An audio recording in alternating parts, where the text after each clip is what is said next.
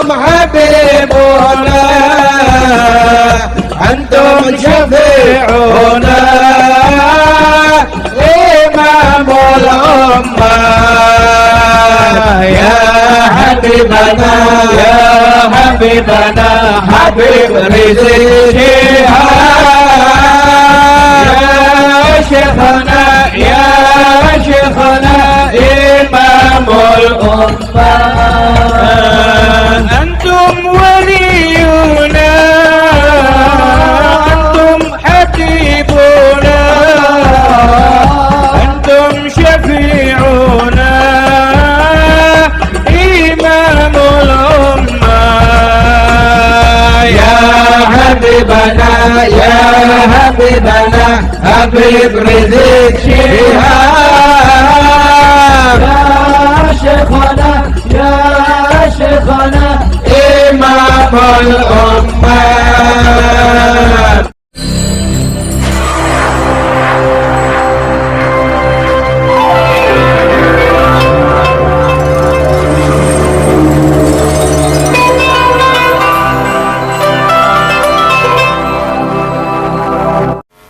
Assalamualaikum warahmatullahi wabarakatuh.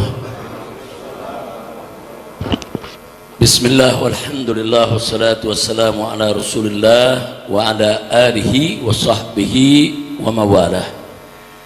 Tapi ikhwan, dalam kesempatan ini singkat saja saya ingin menyampaikan terima kasih.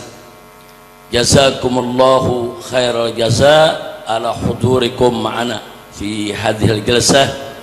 Fasallahu subhanahu wa ta'ala an yuzikum jami'an amin ya rabbal alamin. Jadi dalam kesempatan ini sekali lagi saya ingin menyampaikan terima kasih yang Anda semua telah sudi rela mengorbankan waktu datang kemari bisa sholat bersama kami. Alhamdulillah, mudah-mudahan sholat kita diterima oleh Allah subhanahu wa ta'ala, dan semoga hari ini kita dikumpulkan oleh Allah di tempat ini. Nanti semoga ya Rabb kita dikumpulkan oleh Allah di dalam surganya. Amin ya rabbal alamin. Nah, baiklah ya kawan, sebelum kita tutup dengan sholat ba'diyah, nanti kita salam-salaman, saya hanya ingin mengingatkan diri saya dan semua yang ada di sini bahwa setiap sholat kita sehari semalam 5 waktu kita wajib baca suratul Fatihah. Dan di dalam suratul Fatihah ada ikrar luar biasa. Iyyaka na'budu wa iyyaka nasta'in. Hanya kepada Engkau ya Allah kami menyembah, kami beribadah, dan hanya kepada Engkau ya Allah kami mohon pertolongan. Nah, berkaitan dengan ini, karena ini tiap hari sudah kita ikrarkan di hadapan Allah, maka jangan pernah kita mempersekutukan Allah.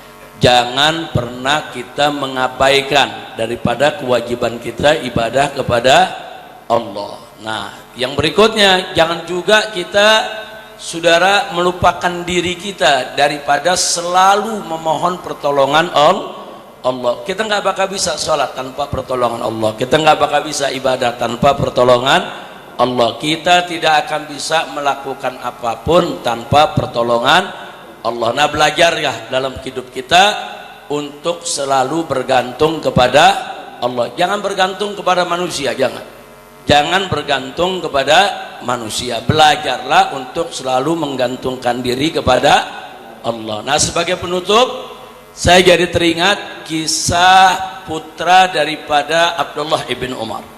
Sayyidina Umar Ibn Khattab punya putra bernama Abdullah, dan Abdullah punya putra bernama Salim. Jadi ini cucunya Sayyidina Umar, terkenal sebagai seorang abid dan seorang zahid, seorang ahli ibadah dan seorang zuhud. Suatu hari beliau sedang khusyuk duduk munajat di dalam Ka'bah, bukan di dalam Masjidil Haram, bukan, di dalam Ka'bahnya ya kawan. Karena dulu memang di zaman Nabi dan para sahabat, bahkan tabi'in, pintu Ka'bah terbuka ya kawan. Nah, beliau duduk di dalam sedang munajat. Munajat itu artinya sedang mencurahkan isi hati kepada Allah. Munajat itu artinya curhat ya kawan. Kalau kita bilangnya curhat, munajat itu kita sedang curhat kepada Allah. Nah begitu beliau sedang curhat kepada Allah, ibadah di situ, tiba-tiba saudara datang khalifah dengan pasukannya. Saat itu yang menjadi khalifah Hisham ibn Abdul Malik, ya kawan. Datang sang khalifah, kemudian juga masuk ke dalam Ka'bah. Pengawalnya nunggu di dalam Ka'bah, di luar Ka'bah, ya kawan. Begitu masuk ke dalam Ka'bah, saudara, sang khalifah lihat ini cucunya Sayyidina Umar lagi ibadah, lagi khusyuk, lagi tenang, saudara. Nah, tidak lama selesai itu, dia lihat begitu ada waktu luang, kesempatan, Salim bin Abdullah bin Umar ini bisa ditegur. Masa sang khalifah mengatakan, dia katakan apa? Ya Salim, salni hajatak. Hei Salim, kebetulan ketemu di sini, silakan kau minta apa kau punya hajat kepadaku. Silakan, kau perlu apa aja, kau ada urusan apa aja. Ini yang nawarin khalifah ini, ya kawan, nggak sembarangan ini. Pokoknya ente punya hajat apa aja, ngomong sekarang. Ada yang menarik, apa dijawab oleh Salim? Salim menunduk menjawab, dia katakan kepada khalifah, inni astahyi an as'ala ghairuhu wa ana fi baiti. Nah, katanya, wahai Hisham, ana malu. Bagaimana anda bisa minta kepada selain Allah sedangkan kita ini lagi ada di dalam rumahnya Allah? Gimana minta kepada selain Allah? Malu. Sang khalifah faham, ya kawan, udah kalau segitu dia nggak ngomong apa-apa lagi. Selesai zikirnya dalam Ka'bah, kemudian keluarlah ini yang namanya Salim. Khalifah begitu melihat Salim selesai daripada ibadahnya, zikirnya, keluar dari dalam Ka'bah, maka sang khalifah pun menyelesaikan acaranya di dalam Ka'bah. Dia kejar ini Salim. Jadi bukan Salim yang ngejar khalifah, bukan, ya kawan, khalifah yang ngejar Salim. Begitu sampai di luar Ka'bah, apa sang khalifah mengatakan? Ya Salim, salni hajatak. Sekarang kita udah di luar Ka'bah, sekarang kita udah di luar di rumah Allah nih. Ente punya hajat apa? Sampaikan. Kemudian Salim bertanya kepada sang khalifah, baik, sya'nud dunya amil akhirah. Ini yang ente tawarkan kepada ana nih, urusan dunia apa urusan akhirat nih yang mesti ana minta? Nah, si khalifah mengatakan, ya tentu urusan dunia dong. Kalau urusan akhirat nggak mungkin si khalifah bisa ngasih. Urusan dunia, apa yang dia punya hajat?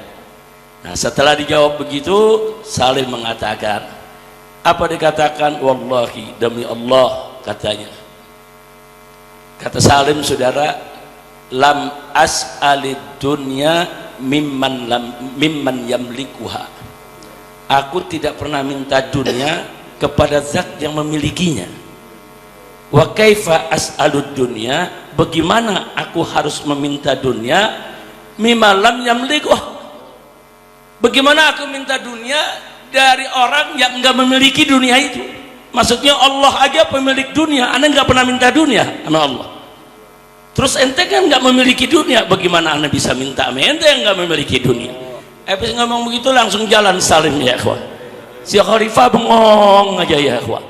Nah, ada pelajaran apa yang kita dapat dari sini? Nah, kita diajarkan oleh Salim bin Abdullah bin Umar radhiyallahu anhum, gantungkan harapan kita semua kepada Allah. Jangan menggantungkan harapan kepada manusia, ya ikhwan. Itu satu pelajaran luar biasa. Pelajaran yang kedua, ya ikhwan, yang beliau tunjukkan kepada kita, saudara, jangan merendahkan diri kita kepada orang lain hanya karena jabatan dan harta benda mereka.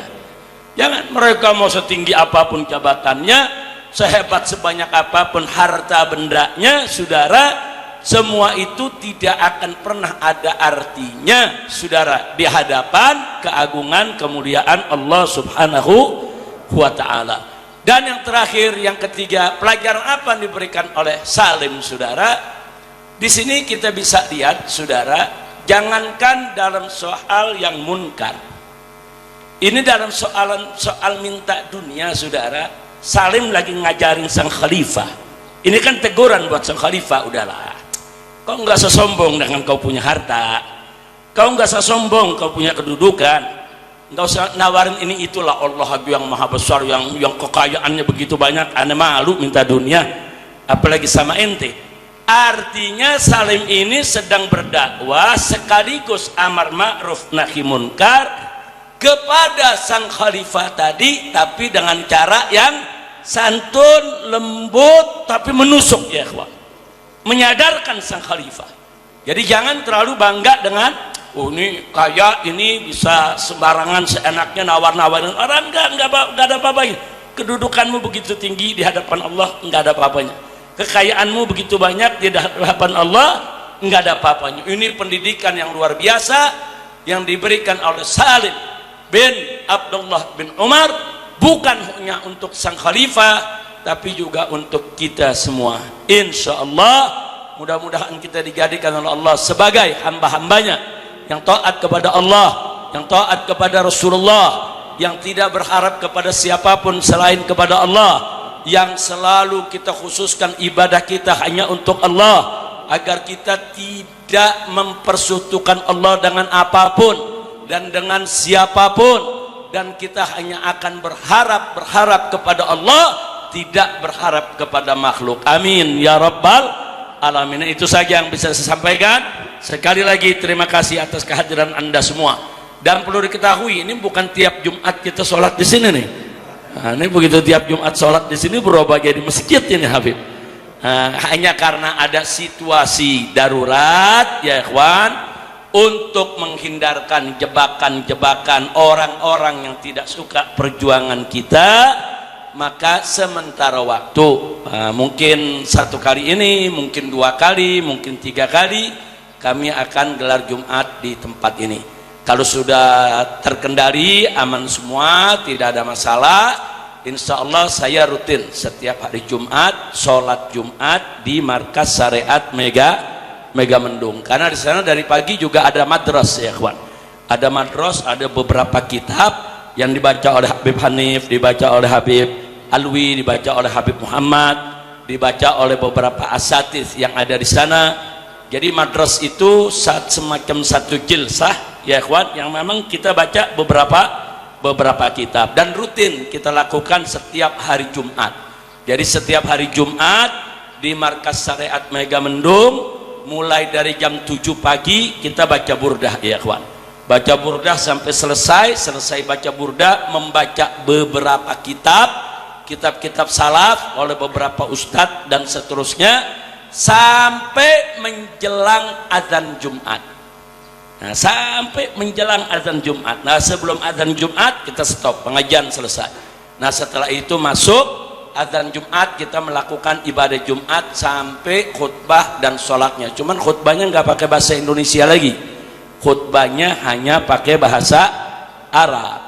Nah, terus ada yang nanya, kenapa khutbahnya pakai bahasa Arab? Kan jamaah perlu menimba ilmu. Kan nimba ilmunya udah dari jam 7 pagi. Dari jam 7 sampai jam 12 sudah cukup ya kawan. Nimba ilmu apa lagi? Nah, tinggal khutbah Jumatnya kita ambil yang rukunnya ya kawan. Kira-kira jelas tidak? Kecuali kalau dari jam 7 sampai jam 12 enggak ngaji. Nah, maka dalam khutbah perlu disampaikan dalam bahasa Indonesia supaya umat bisa yastafidun, bisa mengambil manfaat. Jadi kalau nanti ke Markas Syariat jangan kaget kalau khutbahnya nggak sampai 5 menit ya, nggak sampai 5 menit udah selesai itu khutbah. Betul-betul kita khutbah hanya dalam bahasa Arab ya kawan. Nah, setelah itu biasanya kita jilsah ma'ad duyuf, saya duduk bersama tamu sampai sore. Kita duduk, kita dialog, kita diskusi, kita ngobrol. Jadi kalau nanti Anda ada yang mau ketemu, mau duduk, mau ngobrol, ya tempatnya di Mega Mendung. Saya nggak pernah terima undangan setiap hari Jumat. Setiap hari Jumat tidak pernah, dari dulu saya tidak pernah terima undangan. Karena saya khususkan hari tersebut untuk sholat Jumat di Markas Syariat, kumpul dengan santri, kumpul dengan para asatidz, dan kumpul dengan para tamu ya ikhwan. Nah, insya Allah nanti kita bisa kumpul di sana. Nah, itu saja. Silakan Habib Hanif, kita mau salam-salaman dengan semua. Yang setelah salaman nanti silakan untuk